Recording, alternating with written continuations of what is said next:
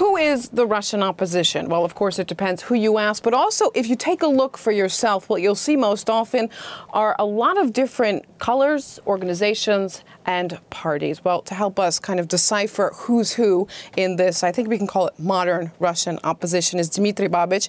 He's a political analyst for Voice of Russia Radio. Thanks for being with us. I want to start with Alexei Navalny and Sergei Udaltsov, just because they're the most well-known at the moment. They're constantly getting arrested and being released. Just briefly tell us who they are and why they've become the prominent leaders. Navalny is not a typical leftist populist like Udaltsov. He is more into anti-corruption and nationalist tilt. Let's focus on the flags for a bit.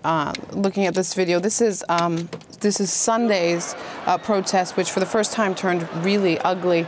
You see these, there's Udaltsov and the Left Front, it's called. What are the main focus of that party? It's a flag we saw a lot of on Sunday. You see that these are red flags with red stars, so this is an image. Because abroad people might think it's, you know, a communist party, because they think red, yes. Russia, communist. Absolutely right, because Udaltsov recently declared that his Left Front is an ally of the Communist Party of Russian Federation. Him being chronically ill, participating in all these actions, getting constantly arrested, that's his style. What flag is that there? Anarchists, red and black, is the traditional colors of Russian anarchists. What does that mean in terms of these protests? There are several groups which do not ally themselves with the Left Front or with the Communist Party of Zyuganov.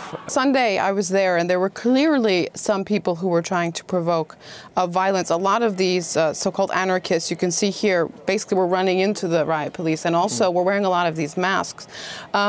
Let's talk a little bit more about the nationalist flag that we see sometime. I believe we don't have pictures here yet, but it's white. Yes, there it is. Yes. What's this flag about? It means someone, you know, all the groups, all the nationalist groups that are strongly opposed to the current government, strongly opposed to white, blue and red, but who also would not like to be associated with communists or leftists. What does it mean that when we see tens of thousands of people on the streets of Moscow, as opposed to small groups like we see here, which we saw after the inauguration, sit-ins trying to happen, why when we see the thousands of people, the masses, do we see so many different flags? If they are so anti-Putin, can't they just get under that banner?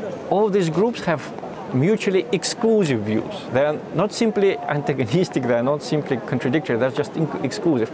The nationalists accuse Putin of being a liberal. The liberals accuse Putin of being a nationalist.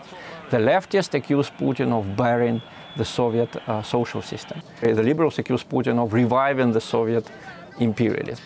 So they can't agree on anything. The only thing that they can agree on is that they don't like Putin and they want the current Russian state to collapse. That's about it.